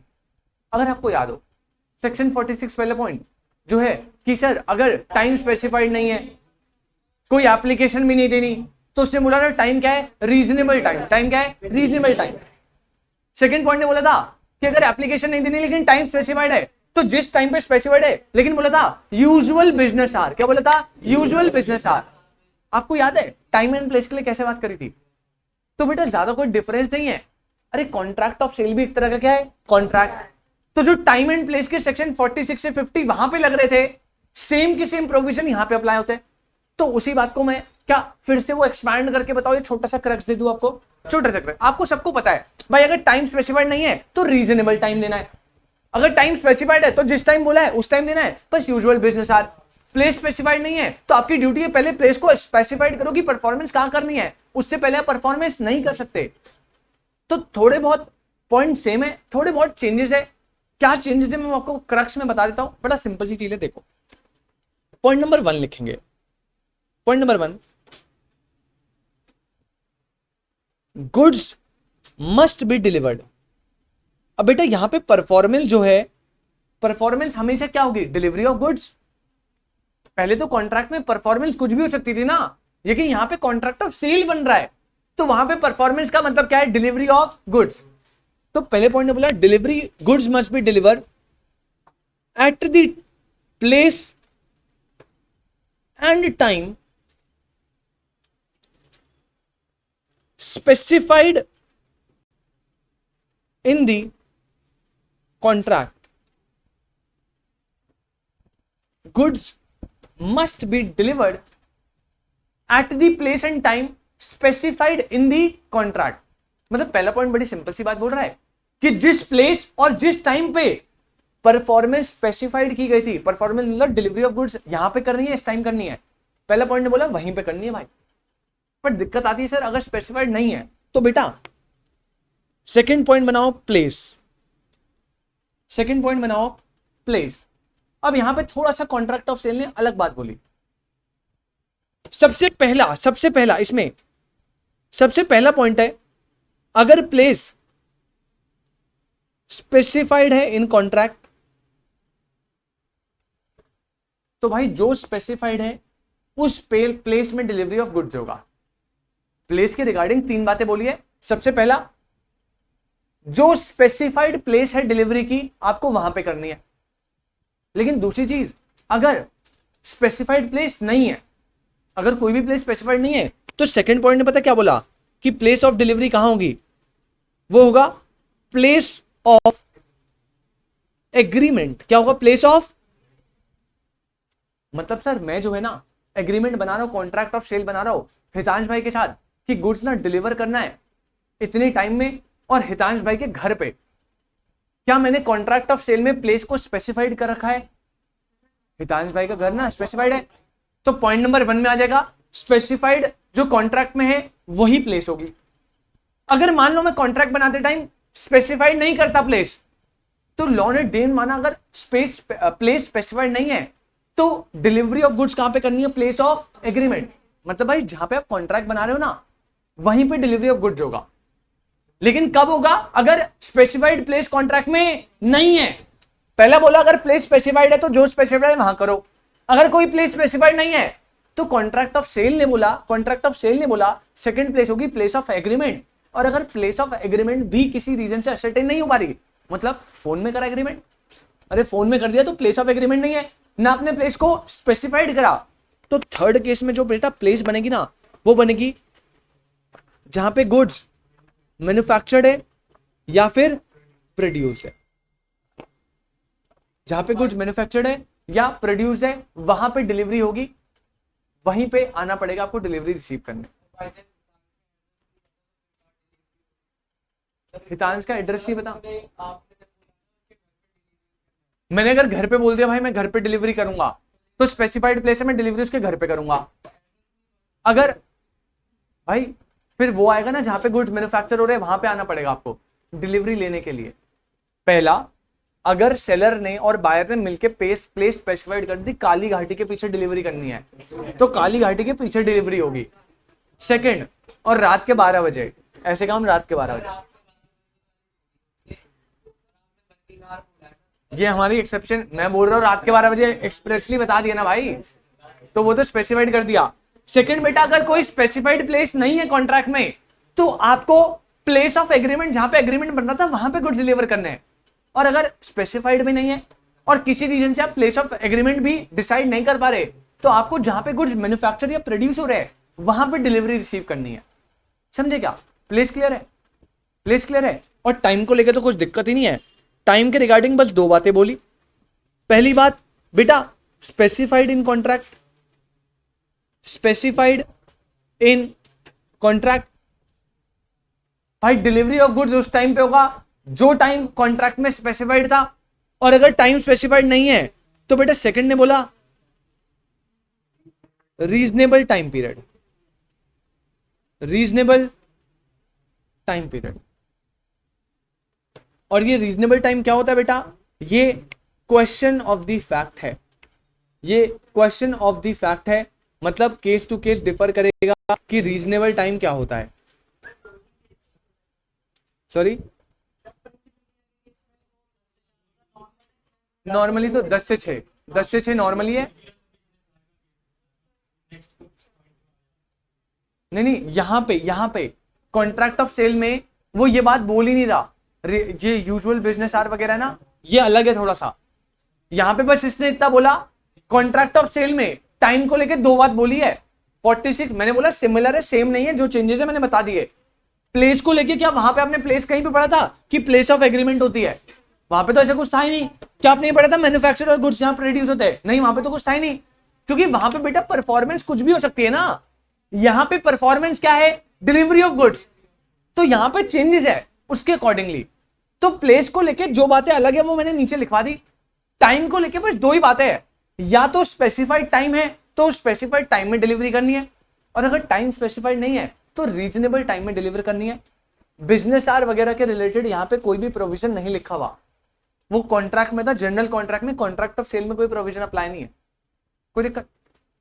पक्की बात? तो दो पॉइंट हमने रीड कर लिए। सबसे पहला इफेक्ट्स ऑफ पार्ट डिलीवरी आज के लिए, और सेकंड हमने क्या करा? Place and time. Place and place के रिगार्डिंग तीन चीजें बोली। स्पेसिफाइड प्लेस है तो वहां पे आप डिलीवरी करो, अगर प्लेस स्पेसिफाइड नहीं है तो प्लेस ऑफ एग्रीमेंट, और प्लेस ऑफ एग्रीमेंट नहीं है तो जहां पे गुड्स क्या हो रहे हैं? मैन्युफैक्चर और प्रोड्यूस। टाइम को लेके दो बातें, सबसे पहला जो टाइम स्पेसिफाइड है वहां पे करो, और अगर टाइम स्पेसिफाइड नहीं है तो रीजनेबल टाइम पीरियड। कितने पॉइंट हो गए total? 5। Modes of delivery, second point क्या बोला था? मोड्स ऑफ डिलीवरी के बाद second point delivery of goods and payment of price. Third था goods in possession of a third party. Fourth था इफेक्ट्स ऑफ पार्ट डिलीवरी, जहां पे seller का डिफॉल्ट हो सकता है और बायर का। और फिफ्थ बोला क्या? कोई दिक्कत? आगे बढ़ेंगे, 6 पॉइंट डालेंगे। कॉस्ट ऑफ डिलीवरी, मतलब ये सारे वो पॉइंट उठा रहा है जहां पे कोई दिक्कत हो सकती है, जहां पे भी दिक्कत होगी, जहां पे बायर और सेलर के बीच में कॉन्फ्लिक्ट हो सकता है। मान लो अगर टाइम स्पेसिफाइड नहीं तो कॉन्फ्लिक्ट हो जाएगा ना, तो लॉ मेकर जहां पे कॉन्फ्लिक्ट की पॉसिबिलिटी है ना उसे क्लियर करने के लिए प्रोविजन डाल रहा है। अब जैसे अगला पॉइंट है कॉस्ट ऑफ डिलीवरी। भाई डिलीवरी करने की जो कॉस्ट है वो कौन बियर करेगा? कई बार इसको लेके क्या लड़ाई झगड़ा नहीं हो सकता? हो सकता है। तो बस लॉ मेकर ने पॉइंट नंबर 6 डाला, और पॉइंट नंबर 6 डील करता बेटा cost of delivery. Cost of delivery इस कॉस्ट ऑफ डिलीवरी में ना सिर्फ दो बातें बोली है, अनलेस अदरवाइज अग्रीड। बड़ी ध्यान से समझना, कॉस्ट ऑफ डिलीवरी में सिर्फ दो बातें बोली है, unless otherwise agreed. Unless otherwise agreed का मतलब है अगर आप कॉन्ट्रैक्ट बनाते टाइम एक्सप्रेसली कुछ और डिसाइड कर रहे हो, भाई मान लो मैं अपनी सेल बढ़ाना चाहता हूं और सेल बढ़ाने के लिए आजकल आपने देखा है फ्री होम डिलीवरी देते हैं। क्या देते हैं? Free home delivery. तो वहां पे जो भी कॉस्ट ऑफ डिलीवरी का एक्सपेंस है वो कौन पे कर रहा है? सेलर। ऑल्दो ये बोलने वाली बात है, आप सबको पता है वो कहीं ना कहीं से वो निकाल ही लेते हैं, लेकिन जनरली अगर आपने अलग से कुछ मेंशन कर दिया, भाई मैं जो है बहुत ह्यूज अमाउंट के गुड्स परचेज कर रहा हूं किसी सेलर से, तो सेलर क्या बोलेगा कि भैया गुड्स ऑफ डिलीवरी जो कॉस्ट होती है ना वो एक्ट के हिसाब से तो जैसे भी चलती है, एक काम करना सारी की सारी डिलीवरी ना सेलर की तरफ से मैं कराऊंगा आपको, इतने महंगे गुड्स ले रहे हो, इतना मुझे प्रॉफिट हो रहा है, डिलीवरी तो मैं कर दूंगा। अब यहाँ पे एक्सप्रेसली मेंशन कर दिया कुछ, तो भाई जो मेंशन करा है वो होगा। ये कॉस्ट ऑफ डिलीवरी का प्रोविजन अगर कुछ मेंशन नहीं करा तो क्या होगा वो मैं आपको बताता हूं। अगर मेंशन करा है कि सेलर पूरी कॉस्ट उठाएगा तो सेलर उठाएगा, बायर पूरी कॉस्ट उठाएगा तो बायर उठाएगा। अगर कुछ मेंशन नहीं है तो लॉ मेकर ने बड़ी छोटी सी बात बोली है, आप लिखना स्टार्ट करेंगे, unless otherwise agreed comma, cost of delivery में unless otherwise agreed comma, point number 1 लिखेंगे बेटा,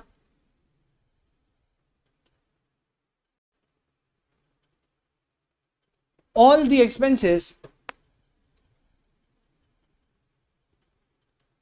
expenses incurred for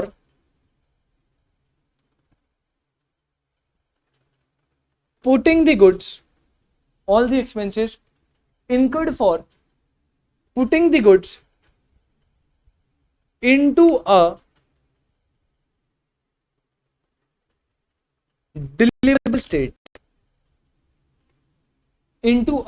deliverable state, are to be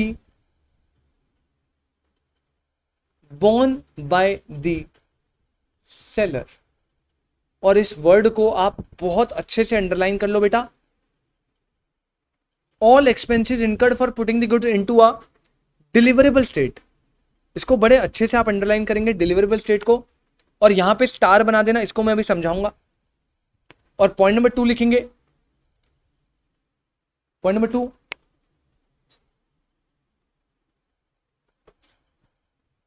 all the expenses relating to taking possession of the goods, all the expenses relating to taking possession of the goods must be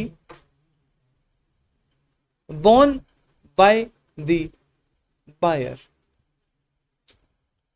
must be borne by the buyer। और यहां पे ऐसे underline करना है, expenses relating to taking possession of the goods,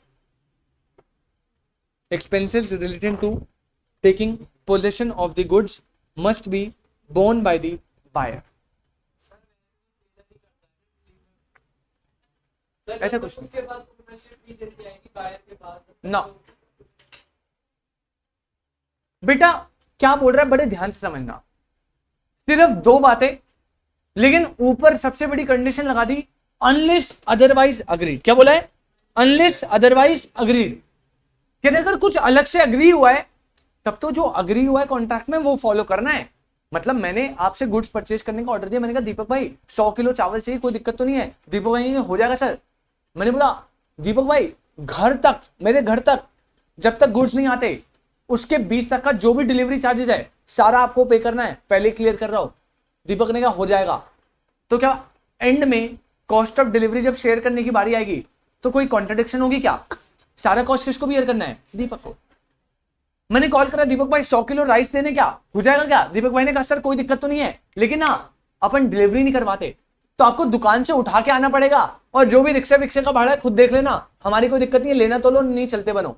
ऐसे बोल रहे दीपक भाई, बहुत मारूंगा। मैंने बोला दीपक भाई ऐसे बोल रहे हो क्या? कह रहा हाँ ऐसे बोल रहा हूँ, लेना है लो, नहीं चलते बनो। मैंने कहा कोई दिक्कत नहीं, लेने आ रहा हूँ।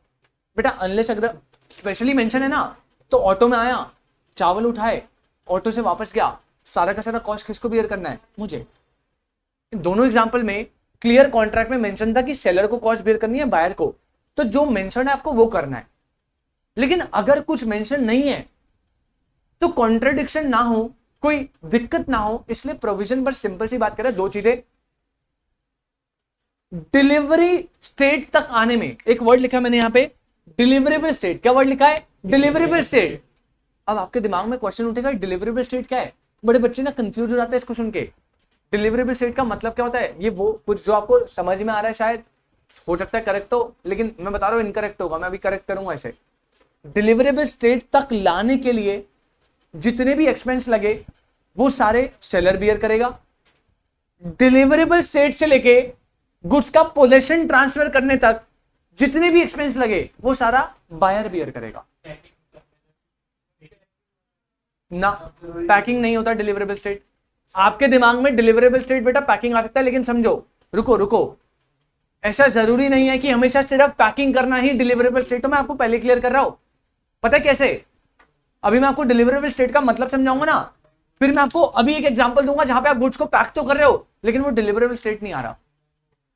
पहले आप डिलीवरेबल स्टेट का मतलब समझो बड़े ध्यान से, आराम से।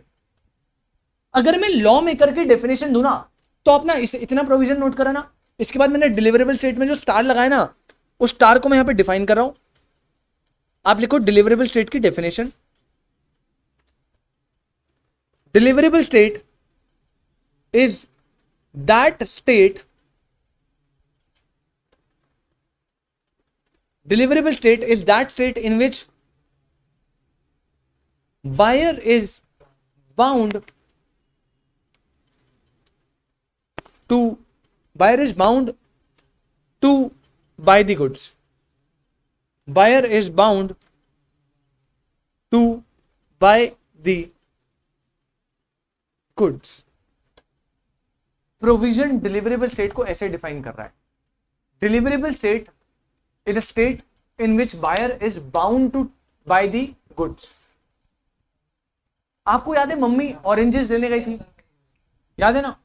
इस बार मम्मी गर्मी आ गई ना तो मैंगो लेने जा रही है। मैंगो के केस में ना डिलीवरेबल स्टेट वाला एग्जांपल एकदम सेट बैठता है, देखो बड़े आराम से समझना। लास्ट टाइम मम्मी ऑरेंज लेने गई थी ना, इस बार मम्मी जो है वो मैंगो लेने जा रही है। तो यहां पे मम्मी जाती है मार्केट और यहां से बेटा परचेज करती है मैंगो। परचेज करती है क्या?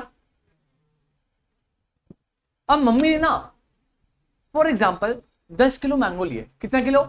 10 किलो, एकदम बढ़िया वाले। कौन से पसंद है तुम्हें? कुछ होता है ना इसमें लंगड़ा, सीधा, पता नहीं कैसे कहते हैं, हापूस, दशहरी, कुछ होता है, वैरायटी ऑफ आम होती है। पता नहीं मुझे समझाया उसे लंगड़ा क्यों बोलते हैं, चलता है क्या वो लंगड़ा लंगड़ा से? दशहरा, रावण आम, जो तू आम खा लेगा वो रावण आम हो जाएगा। दशहरा आम क्या होता है? वो दशहरे में आता है, वो ग्रीन होते हैं। अच्छा मैं अगर येलो आम लू, उसमें ग्रीन पेंट कर दूं तो वो दशहरा आम हो जाएगा। हरा नहीं होता, ये कह रहे हरा होता है, तू कह रहे हरा नहीं होता। तो बेटा आम तो जब कच्चा होता है वो हरा ही होता है, तो सारे दशहरे हो गए। चलो छोड़ो, ये टॉपिक ही बेकार है। मम्मी जो है मस्त मैंगो लेने परचेज करने गई और मम्मी ने दुकान वाले भैया को बोला 10 किलो आम चाहिए। क्या चाहिए? 10 किलो। मम्मी ने ऐसे हाथ दिखाए, टोकरी एरी डालो, हाथ में वो रख रहा है मम्मी के और बोलते हैं मम्मी आराम से घर चले जाओगे ना। मैं कहते मस्त एकदम, देखो कितना बढ़िया पैकिंग आइटम, देखो बेटा। क्या हाथ में वो 10 किलो आम दे सकता है क्या? नहीं। उसने ना 10 किलो आम पन्नी में रख दिए, एक के ऊपर एक। क्या पन्नी में अगर वो रखेगा तो आम कोई डैमेज नहीं हो सकता बेटा? आम जो है थोड़ा ऐसा फ्रूट है, वो पिचक सकता है, प्रॉब्लम हो जाएगी, खराब हो सकता है ना? तो आम किस में आता है? पेटी। पहले एक अखबार रखते हैं, फिर घास छिड़कते हैं थोड़े से, फिर एक लेयर ऑफ आम आती है, फिर दोबारा एक बार, फिर थोड़ी सी घास छिड़कते हैं, नमक छिड़क रहे, घास छिड़क रहे। समझ लो आप, ऐसे होता है ना, नहीं होता? अरे ऐसे होता नहीं होता? जब मेरी मम्मी कुछ और आम लेकर आ रही है, ऐसा ही होता है। आपने हेरा फेरी देखी है? उसमें जब वो चोरी करके लाते वो क्या कहता है कि घास फूस के नीचे जैसे आम रखते हैं, वैसे असली माल घास के नीचे होता है। तो बस वही वाला सीन। अब बड़े ध्यान से समझो बेटा, अगर वो मम्मी को जो मैंगोज है वो पन्नी में दे रहा है, क्या मम्मी वो ऐसी सिचुएशन में गुड्स को दे रहा है कि मम्मी उसको बाय करके घर ले जा लेगी आराम से? प्रॉब्लम हो सकती है, आम डैमेज हो सकते हैं, मम्मी को बड़ा अनकन्वीनियंट हो जाएगा, है ना? समझ रहे हो? तो मैंगो के केस में ना, मैंगो के केस में उसने ना मस्त एक पेटी ली, पेटी में नीचे न्यूज़पेपर की लेयर बिछाई, उसके ऊपर ऐसे घास रखे, फिर अपने मैंगोज रखे एक लेयर, फिर अखबार बिछाया, फिर घास रखे, फिर मैंगोज रखे। समझ रहे हो आप? अब एक बात बताइए, जैसे वो पेटी में प्रॉपर वे में पैकेजिंग कर देगा, घास, न्यूज़पेपर, मैंगोज, घास बड़े अच्छे तरीके से, और गुड्स को एक ऐसी स्टेट पे ले आएगा जहां पे मम्मी ना आराम से बाउंड है कि वो बाय कर लेगी और घर तक आराम से बिना डैमेज के गुड्स को लेके चली जाएगी। क्या उस पर्टिकुलर सिचुएशन में मैं उस गुड को डिलीवरेबल स्टेट में मानूं? यस। सॉरी, भाई डिलीवरेबल मैंने बोला ना। अब आप फॉर एग्जांपल आप संतरे ऑरेंजेस लेने जा रहे हो 1 किलो, कभी देखा पेटी में मिल रहे हैं ऑरेंजेस? मतलब डिलीवरेबल स्टेट जो है वो गुड टू गुड डिफर करेगा भाई, किसी गुड के लिए डिलीवरेबल स्टेट कुछ हो सकती है। अब आदित्य भाई ने बोला सर पैकिंग कर लो मतलब डिलीवरेबल स्टेट, क्या बोला? पैकिंग कर लो मतलब? ऐसा नहीं होता। मान लीजिए कोई ऐसा पर्टिकुलर अप्लायंस है, जैसे कोई तगड़ा कोई आर्टिकल होता है, जैसे टीवी है, डेलिकेट आइटम है ना, उसे पन्नी में रैप कर दिया, लेके जाओ क्या बेटा? पन्नी में रैप होता है, फिर ना वो बबल वाली पन्नी आती है उसमें रैप होता है, फिर उसके बाद ना थर्माकोल लगाते हैं जिस पे, उसके बाद बॉक्स में डालते हैं। समझ रहे हो आप? तो जब वो बॉक्स में आके इस कंडीशन में आ गया कि अब बायर उसे आराम से लेके जा सकता है, तो टीवी के लिए जब वो बॉक्स में गया, वहां से क्या हुई उसकी डिलीवरेबल स्टेट। मतलब डिलीवरेबल स्टेट का मतलब आप ये नहीं बोल सकते कि पैक करना is not deliverable state.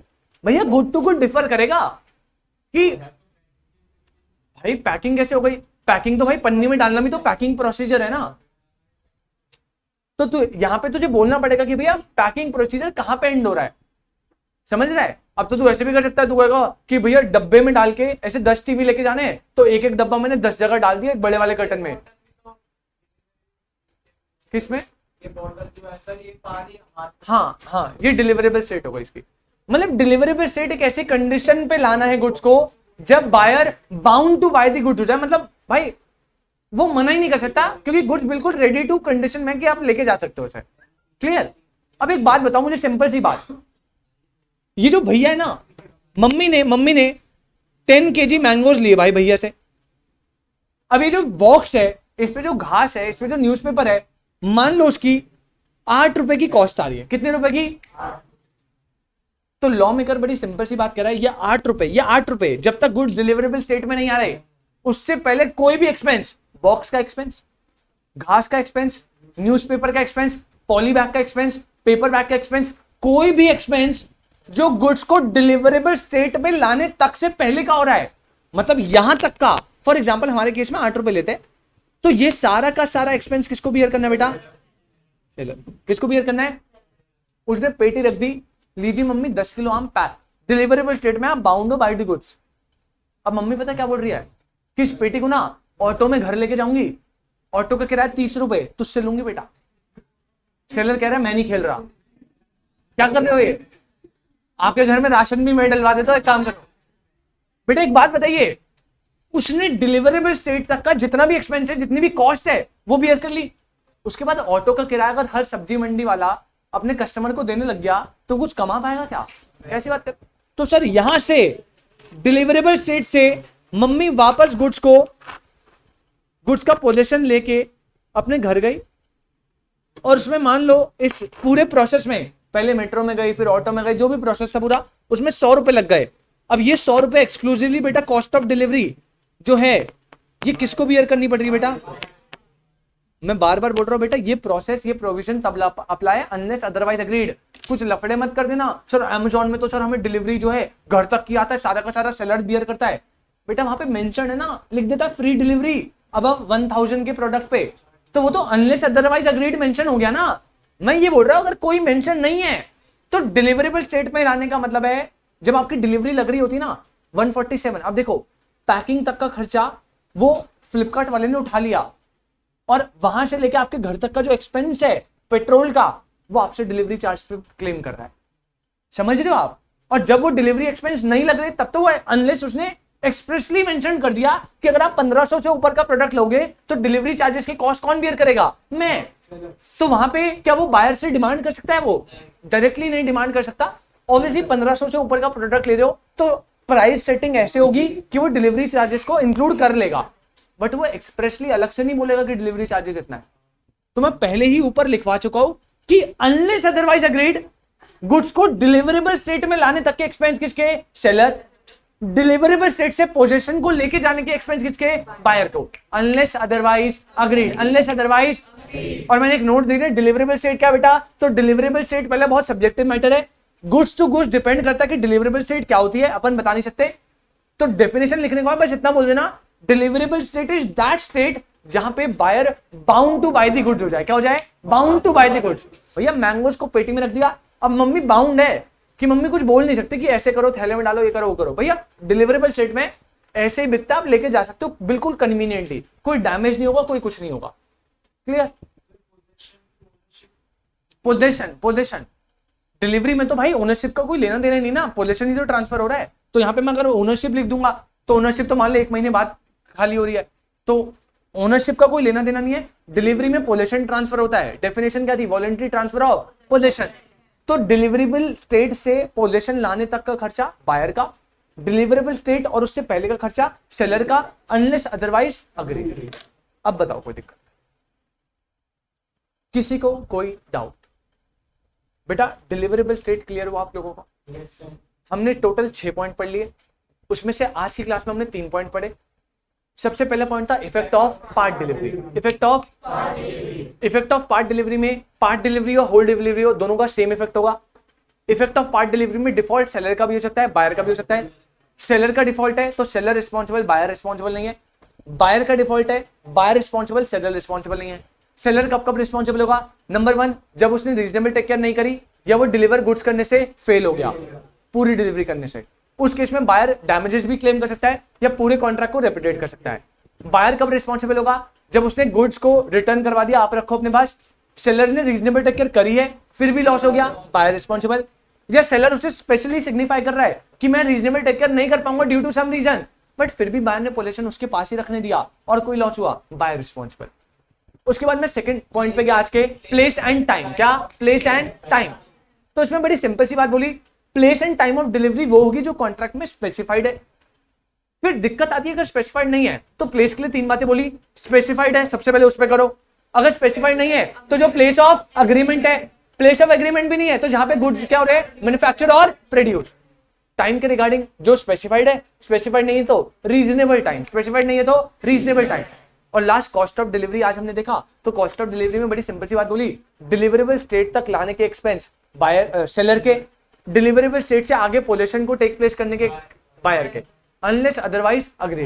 Deliverable state क्या होता है? तो मैंने आपको बताया जहां पे बायर क्या हो जाए, bound to buy the goods. क्या हो जाए? Bound to buy the goods. उस स्टेट को बोलते हैं डिलीवरेबल स्टेट। इन 6 पॉइंट्स में अगर आपको कोई भी दिक्कत तो आप मुझे बता सकते हैं, वरना हम आगे बढ़ते अपने 7 पॉइंट पे। वरना हम आगे बढ़ते अपने 7 पॉइंट पे। और 7 पॉइंट बेटा बड़े आराम से आप समझ के लो।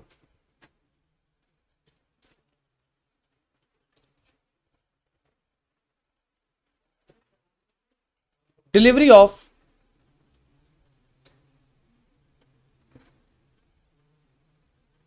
Wrong quantity.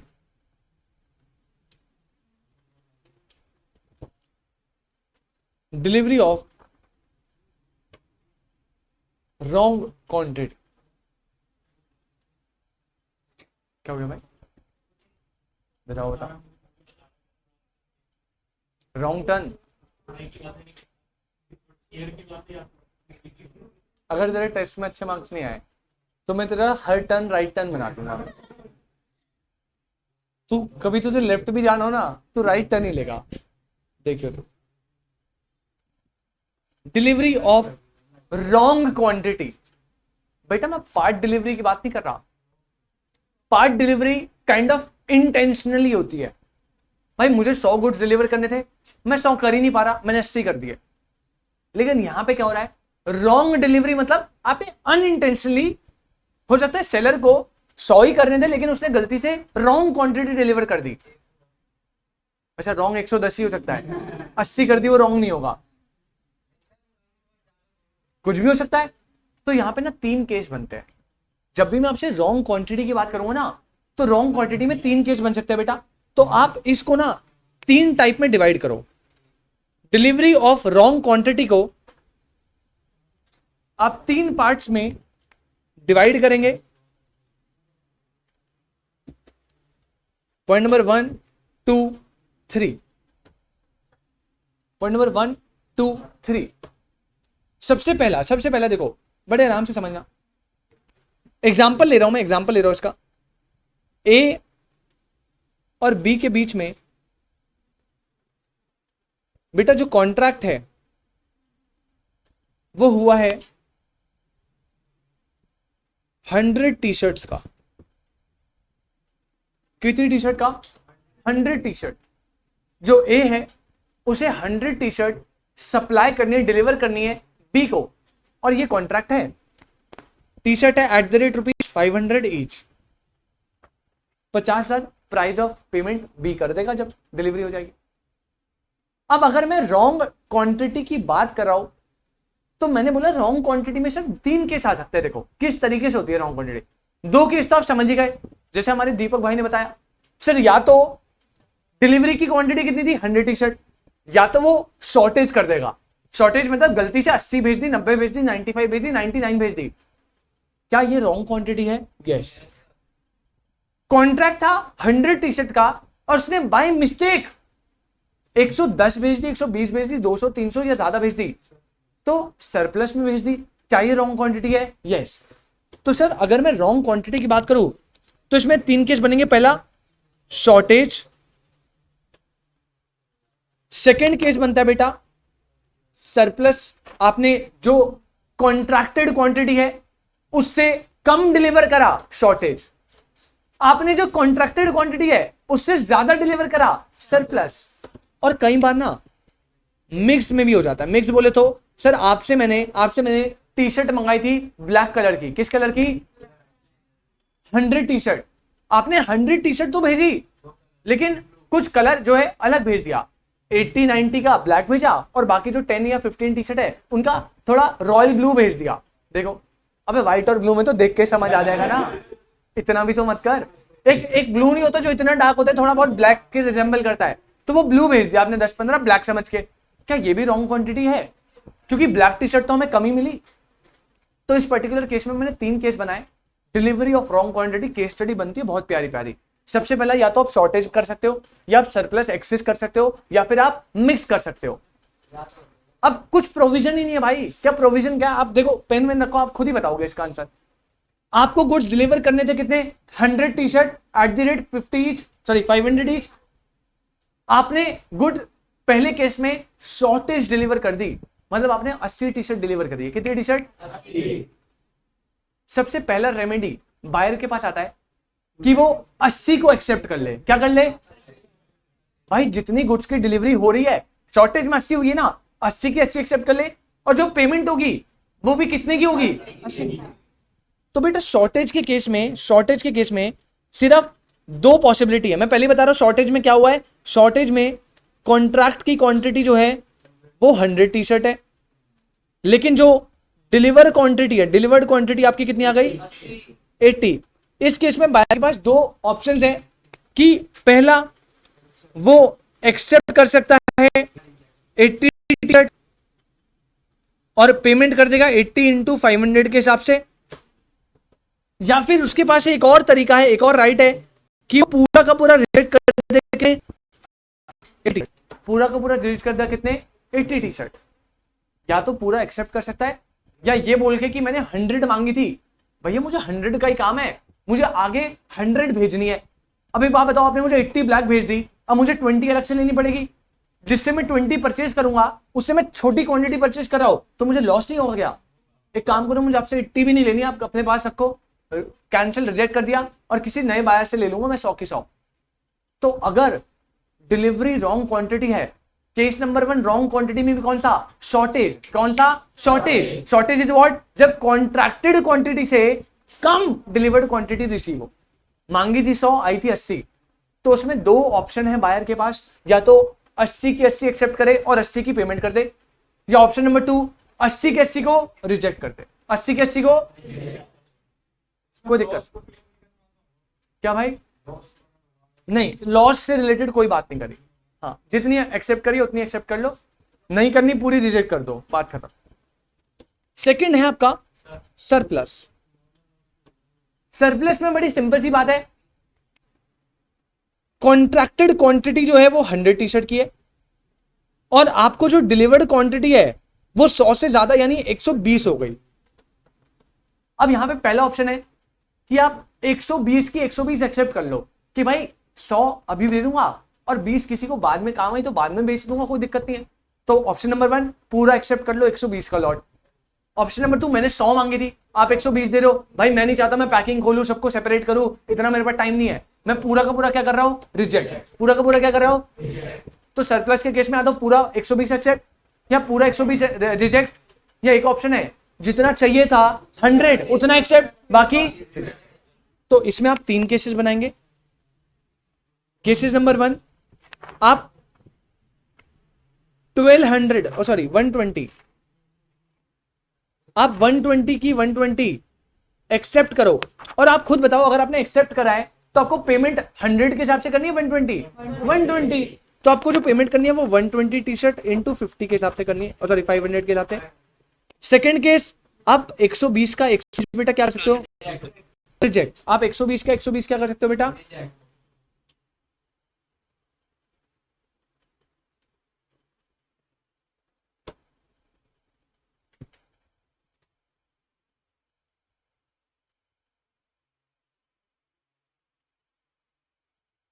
मस्त अपन 120 का 120 रिजेक्ट कर सकते हैं। और लास्ट थर्ड ऑप्शन जो आपके पास अवेलेबल है बेटा, वो है थर्ड पॉइंट, आप 100 टी शर्ट को एक्सेप्ट करो और 100 की पेमेंट कर दो और बाकी 20 टी शर्ट को आप क्या कर दो बेटा? रिजेक्ट। कुछ याद नहीं करना केस स्टडी में, बिल्कुल आपको आराम से अपनी कॉमन सेंस लगानी है।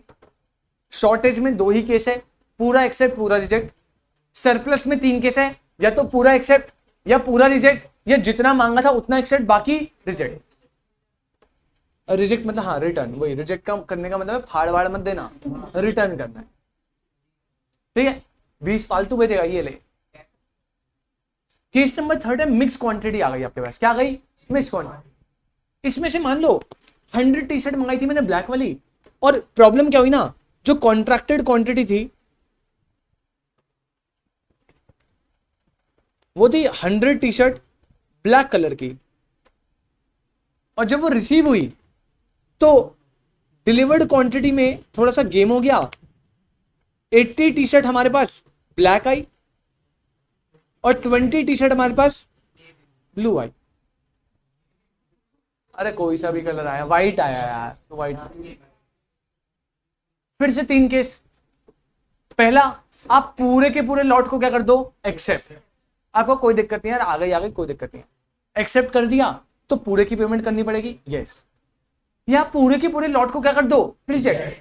आपने बोला भैया मुझे ये 100 की 100 टी शर्ट आगे बेचनी है अपने प्रॉफिट मार्जिन पे, अब मेरे पास इतना टाइम नहीं है कि मैं इनको पैकेजिंग खोलूं, फिर इनको डिवाइड करूं, ब्लैक वाली अलग करूं, फिर दोबारा पैकेजिंग करूं, मैं तो कॉस्ट बढ़ा रहे हो तुम, सारा का सारा रिजेक्ट। या फिर केस नंबर 3, आप जितना आपके अकॉर्डिंग आया कॉन्ट्रैक्ट के हिसाब से उतना एक्सेप्ट बाकी रिजेक्ट। तो फिर से आप 3 केस बनाएंगे यहां पे। पहला, accept the whole quantity, accept the whole quantity, और आपको जो प्राइस पे करना है वो क्या करोगे? 80 टी शर्ट का भी पे करना है 500 रुपए और 20 टी शर्ट का भी पे करना है 500, मतलब सबका पे करना पड़ेगा। ऑप्शन नंबर 2 जो आपके पास अवेलेबल है बेटा, वो आप कर सकते हो, रिजेक्ट दी होल क्वांटिटी, सारे के सारे रिजेक्ट कर दो। और थर्ड ऑप्शन आपके पास अवेलेबल है, एक्सेप्ट ओनली 80 टी शर्ट, और पेमेंट भी आप करोगे फिर 80 टी शर्ट मल्टीप्लाई बाय 500। अगर आपको मेरी इतनी सी बात समझ आती है तो बहुत अच्छी बात है। अगर कोई दिक्कत तो आप मुझे बिना किसी टेंशन के बताइए। रॉन्ग प्रोडक्ट मतलब टी शर्ट की जगह कुछ और आ गया, नहीं, वो नहीं है। रॉन्ग क्वांटिटी से 3 प्रोविजन में डील करता है, शॉर्टेज आई, सरप्लस आया, ये टी शर्ट में ही मिक्स आया। रॉन्ग प्रोडक्ट का तो मैंने केस नहीं बताया ना, प्रोविजन में सिर्फ 3 पॉइंट है, case A B C. Shortage आई तो उसमें 2 केस बता दिए, शॉर्टेज में तो पूरा एक्सेप्ट पूरा रिजेक्ट। सेकंड, अगर सरप्लस आए, टी शर्ट आई सेम टाइप की आई लेकिन एक्स्ट्रा आ गई, तो या तो पूरा एक्सेप्ट करा, पूरा एक्सेप्ट करेगा तो पूरा प्राइस पे करना पड़ेगा, या पूरा रिजेक्ट कर दो, ये जितना अकॉर्डिंग आया उसको एक्सेप्ट करके बाकी रिजेक्ट कर दो, और जितना एक्सेप्ट करा उसका प्राइस दे दो। और थर्ड सिर्फ मिक्स को डील करता है। मिक्स का मतलब है बेटा टी शर्ट तो आई लेकिन कुछ और आ गई, आपने ब्लैक मांगी थी ब्लू आ गई, आपने मांगी थी योयो हनी सिंह वाली, वो बादशाह वाली ले आया, यहाँ पे बादशाह बना हुआ है। तो इस पर्टिकुलर केस में थोड़ा मिक्सिंग आ गई, रॉन्ग प्रोडक्ट से डील नहीं हुआ। क्लियर? और मतलब फिर नॉर्मल सी बात है, अगर कोई ऐसा सेलर है, आप टी शर्ट मंगा रहे हो, वो आपको जीन दे रहा है, तो उसे बोलो बेटा दुकान बंद कर लो, तुमसे ना हो पाएगा। अब इसी चीज को जो मैंने ऐसे केसेस में समझाया, ये तो आपको समझने के लिए था, क्या मैं इसको लिखवाना स्टार्ट करूं बेटा? सिर्फ यही चीज है, सिर्फ यही चीज। मना करो पढ़ना, मत लिखवाओ, कोई नहीं, जिसको नहीं लिखना वो भी लिख लो। अरे वो तुम्हें दिखाना पड़ता है ना, तुम्हारी भी इंपॉर्टेंस है। मैं तुम्हें भी मतलब इज्जत है, तुम्हें प्यार करता हूं, मैं तुमसे पूछता हूँ कि बेटा और पढ़ना है ये वो, वरना तुम बोलो ना बोलो मुझे कोई फर्क नहीं पड़ता बेटा। पढ़ाना तो उतना ही है जितना मुझे पढ़ाना है। वो तो तुम्हें अच्छा लगे कि चलो यार सर हमारी भी सुन लेते हैं, कोई तो सुनता नहीं है, गरीब आदमी हूं कि बेटा। ये केस नंबर ए, सबसे पहले अपन डील करने वाले बेटा, केस नंबर ए लिखेंगे, if less then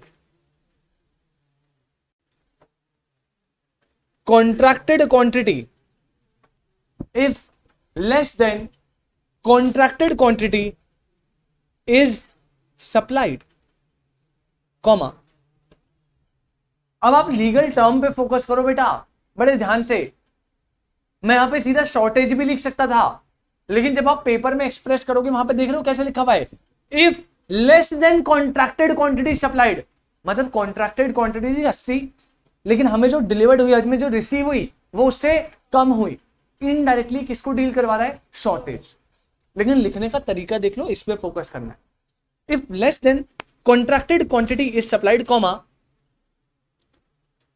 the buyer may reject them, comma, the buyer may reject them, comma, but if the buyer accepts the goods so delivered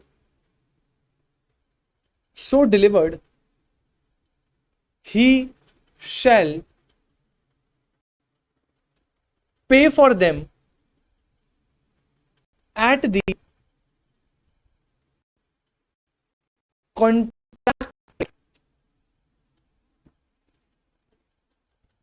अगर less than contracted quantity supplied है तो buyer या तो पूरा reject करेगा, but अगर वो पूरा एक्सेप्ट करता है तो उस केस में कॉन्ट्रैक्टेड रेट से जितना भी अमाउंट बनता है प्रोपोर्शनेटली वो उसको पे करना पड़ेगा।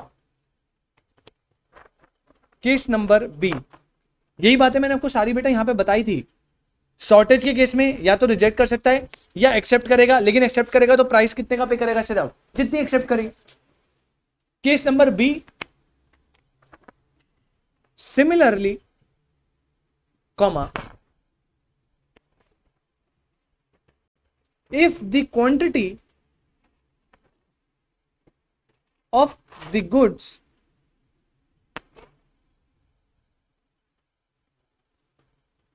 larger than contracted to sell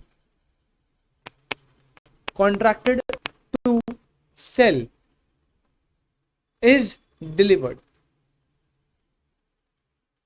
जितना कॉन्ट्रैक्ट में बोला था उससे ज्यादा क्वांटिटी अगर डिलीवर्ड हो जाए, मतलब केस नंबर 2 किसकी बात कर रहा है? सरप्लस की। किसकी बात कर रहा है? सरप्लस की।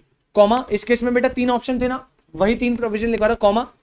नेक्स्ट लाइन में कंटिन्यू करेंगे, मतलब आपको टेक्स्ट में लिखना है, मैं थोड़ा ब्रेक कर रहा हूं तो इसके अकॉर्डिंग लिखो ताकि याद हो जाए, लेकिन जब आप पेपर में लिखोगे सीधा एक पैराग्राफ में जाना। कॉमा, एक लाइन छोड़ के नीचे लिखो, the buyer may accept the goods included in the contract. The buyer may accept the goods included in the contract and reject the rest. Comma करके अगली लाइन में फिर से कंटिन्यू करो, और he may reject the whole quantity, full stop, और he may reject the whole quantity, full stop. If buyer accept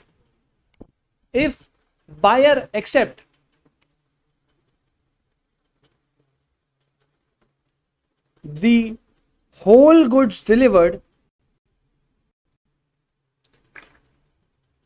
he shall pay for them. Limited बातें। Second point बेटा डील कर रहा है सरप्लस से, बस आपको समझाने के लिए शॉर्ट फॉर्म लिख पा रहा हूं। उस केस में एक्सेप्ट कर सकता है जो goods included in the contract है, और बाकियों को क्या कर देगा? रिजेक्ट। ऑप्शन 2 रिजेक्ट कर सकता है होल क्वांटिटी को, या ऑप्शन नंबर 3 अगर बायर ने एक्सेप्ट करा होल गुड्स को तो उसको पे भी क्या करना पड़ेगा? जितना करा है उतने को पे करना पड़ेगा। कोई दिक्कत? केस नंबर 3 लिखो जल्दी से।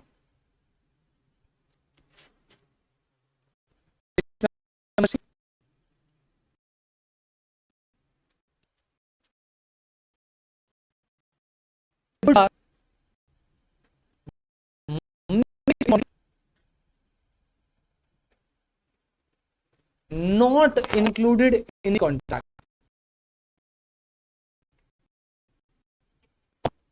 अगर गुड्स क्वांटिटी में मिक्स्ड आए हैं जो कि कॉन्ट्रैक्ट में इंक्लूड नहीं था, कॉन्ट्रैक्ट में नहीं था इंक्लूड कि ऐसे गुड्स लाने, बट आपने गलती से मिक्स में ले आए, कुछ अलग कुछ अलग, तो उस केस में एक लाइन छोड़ के लिखेंगे, द बायर में accept the goods which are accordance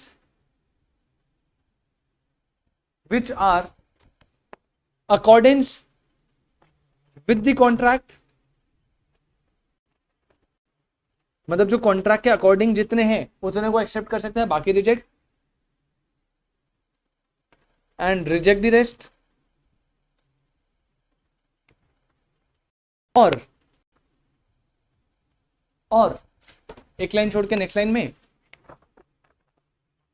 में रिजेक्ट द होल और में एक्सेप्ट फुल स्टॉप।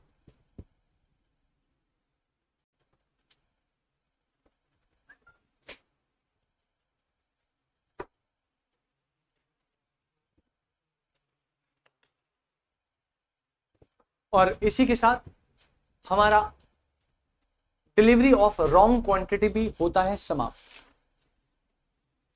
ये आपका पॉइंट नंबर 7 था।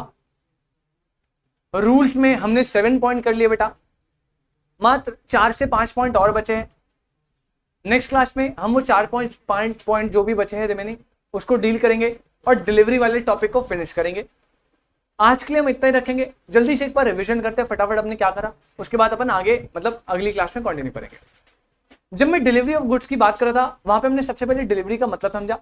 डिलीवरी ने हमें बताया voluntary transfer of possession, voluntary transfer of by one person to.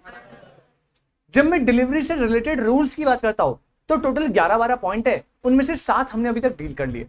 पहला था मोड्स ऑफ डिलीवरी। पहले पॉइंट हमें बताता कि डिलीवरी के क्या क्या मोड्स है, तो वहां पे there are 3 types of delivery. कितने टाइप? सबसे पहला actual, constructive, symbolic. Actual, constructive और एक्चुअल में फिजिकली हैंडओवर गुड्स हो रहे हैं सेलर से बायर को। सिंबॉलिक में फिजिकली हैंडओवर नहीं हो रहे, सिंबल दिया जा रहा है। कंस्ट्रक्टिव में थर्ड पर्सन जो है वो गुड्स के पोजीशन में है और बायर को एक्नॉलेज कर रहा है कि सेलर के बिहाफ पे वो डिलीवर करेगा। कंस्ट्रक्टिव डिलीवरी को अटॉनमेंट भी बोलते हैं। रूल नंबर 2 ने बोला delivery of goods and payment of price. तो मैंने आपको बताया दोनों क्या है बेटा, कंकरेंट कंडीशन। क्या है? Concurrent condition. मतलब सेलर गुड्स की डिलीवरी करेगा और बायर पेमेंट ऑफ प्राइस करेगा। कोई दिक्कत? पॉइंट नंबर 3 ने बोला goods in position of a third party, जो कि सेम एज कंस्ट्रक्टिव डिलीवरी है, जहां पे थर्ड पार्टी एक्नॉलेज करेगा बायर को कि डिलीवरी जो है सेलर के बिहाफ पे मैं कर रहा हूं। कोई दिक्कत? पॉइंट नंबर 4 जो है effects of part delivery. Effects of, वहां पे मैंने बताया चाहे पार्ट डिलीवरी हो चाहे होल डिलीवरी हो, दोनों की इफेक्ट क्या है? सेम। दोनों इफेक्ट क्या है? सेम। जब भी पार्ट डिलीवरी होगी तो डिफॉल्ट सेलर का भी हो सकता है और बायर का। अगर सेलर का डिफॉल्ट है तो सेलर रिस्पॉन्सिबल है, बायर रिस्पॉन्सिबल। अगर बायर का डिफॉल्ट है तो बायर रिस्पॉन्सिबल है, सेलर रिस्पॉन्सिबल। सेलर सिर्फ 2 केस में रिस्पॉन्सिबल होगा। पहला, अगर वो रीजनेबल टेक केयर नहीं करता। सेकंड, अगर वो गुड्स की होल डिलीवरी करने से अनेबल हो जाता है, और उस केस में बायर डैमेजेस भी कंपनसेट कर सकता है और पूरे के पूरे कॉन्ट्रैक्ट को भी रेपुडिएट कर सकता है। बायर के डिफॉल्ट की बात करूं 2 केस होंगे। पहला, अगर सेलर रीजनेबल टेक केयर कर रहा है फिर भी लॉस हो गया, बायर रिस्पॉन्सिबल है, सेलर तो भाई रीजनेबल टेक केयर कर रहा है। और सेकंड, अगर सेलर एक्सप्रेसली बता रहा है कि वो रीजनेबल टेक केयर नहीं कर पा रहा और फिर कोई लॉस होता है, उसके लिए भी कौन responsible? Buyer. Point number 4 done. Point number 5 था place and time. Place and time of delivery. बेटा जो भी place and time specified in the contract है उसी प्लेस उसी टाइम पे डिलीवरी करनी है। बट प्लेस के रिगार्डिंग 3 पॉइंट बोले। अगर स्पेसिफाइड इन द कॉन्ट्रैक्ट है तो जो स्पेसिफाइड है वो, अगर नहीं है तो प्लेस ऑफ एग्रीमेंट या गुड्स जहां पे मैन्युफैक्चर और प्रोड्यूस हो रहे। टाइम के रिगार्डिंग 2 बातें, जो स्पेसिफाइड है या फिर जो रीजनेबल टाइम है, जो रीजनेबल। 5 पॉइंट हो गए डन। पॉइंट नंबर 6 में हमने पढ़ा cost of delivery. Cost of delivery के रिगार्डिंग बड़ा सिंपल सा प्रोविजन है, अनलेस अदरवाइज अग्रीड। मतलब अगर कुछ और अग्री है तो जो अग्री है वैसे करना है, अगर कुछ अग्री नहीं है तो डिलीवरेबल स्टेट तक के खर्चे सेलर के, डिलीवरेबल स्टेट से पोजीशन लेके जाने का खर्चा बायर। तो आपने बोला डिलीवरेबल स्टेट क्या होती है, तो मैंने आपको बताया डिलीवरेबल स्टेट वो कंडीशन है buyer is bound to buy the, buyer is bound to buy the, buyer is bound to buy the. उस सिचुएशन को डिलीवरेबल स्टेट बोला। वहां तक लाने के लिए सारे एक्सपेंस सेलर के, उसके बाद सारे एक्सपेंस बायर के, अनलेस अदरवाइज अग्रीड। और लास्ट पॉइंट नंबर 7 ने डिलीवरी ऑफ रॉन्ग क्वांटिटी। तो रॉन्ग क्वांटिटी में 3 चीजें, 3 केस बनाए लॉ मेकर ने। सबसे पहला शॉर्टेज, सेकंड क्या सरप्लस, थर्ड क्या मिक्स। शॉर्टेज में उसने ये बोला कि अगर कॉन्ट्रैक्टेड क्वांटिटी से कम क्वांटिटी आपको डिलीवर हो रही है तो या तो आप पूरा एक्सेप्ट कर लो या पूरा रिजेक्ट कर लो। सरप्लस के केस में उसने बोला कि अगर आपको कॉन्ट्रैक्टेड क्वांटिटी से ज्यादा क्वांटिटी डिलीवर्ड हो रही है तो या तो पूरा एक्सेप्ट करो या पूरा रिजेक्ट करो, या जितना कॉन्ट्रैक्टेड क्वांटिटी था उतना एक्सेप्ट करके बाकी रिजेक्ट।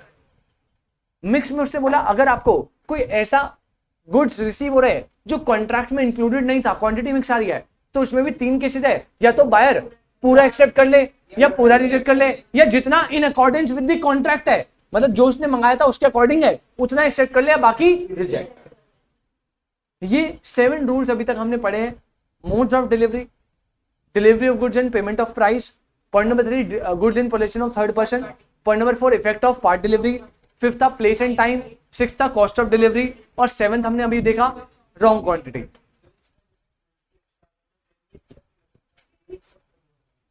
मतलब 110 एक्सेप्ट कर रहे हो आप, ये बोल रहे हो? नहीं, इसके लॉ मेकर ने क्लियरली बोला अगर आप एक्सेप्ट करोगे तो पूरा एक्सेप्ट कर लो, पूरा रिजेक्ट कर लो। आप कॉन्ट्रैक्ट से कॉन्ट्राडिक्ट नहीं कर सकते। कॉन्ट्राडिक्ट मतलब आप ऐसा नहीं बोल सकते कि मैं एक्सेस तो एक्सेप्ट कर रहा हूं फिर 110 ही करूंगा, 10 आप रिजेक्ट करवा लो। ऐसा नहीं होगा। अगर आपको एक्सेस एक्सेप्ट करने हैं तो फिर पूरी क्वांटिटी एक्सेप्ट करो, कोई दिक्कत बेटा? यहां तक किसी को कोई दिक्कत है तो बता सकते हैं, वरना अगली क्लास में हम डिलीवरी को फिनिश करेंगे। फर्स्ट यूनिट हमने कर लिया, थर्ड यूनिट का एक बहुत मेजर पार्ट हमने कर लिया, फिर हम सेकंड यूनिट पे जाएंगे, बहुत प्यारी बहुत interesting unit, condition and warranty. कोई दिक्कत? तो आज के लिए इतना ही। किसी को कोई भी डाउट है तो पूछ सकते हैं, वरना मिलते हैं आपसे नेक्स्ट क्लास पे।